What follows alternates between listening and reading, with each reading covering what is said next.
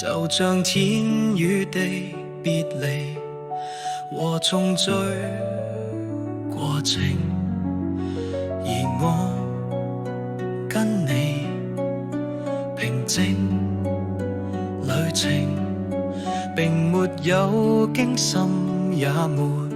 有動魄的情景，只需要當天邊海角競賽最俗事，可跟你安躺於家裏便覺最寫意，只需要追回走蕩氣之時，可用你的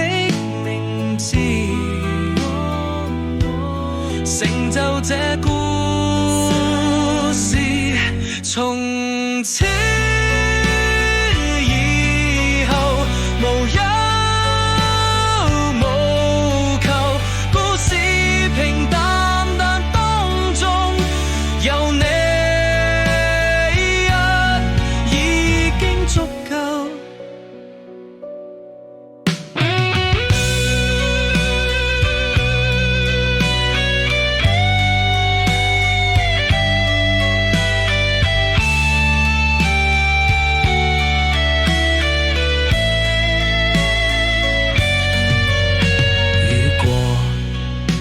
要說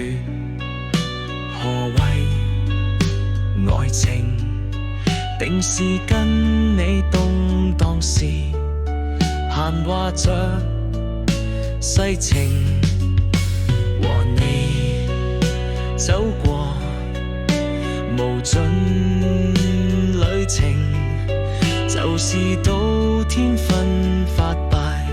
亦愛得年輕。不相信當天放不在地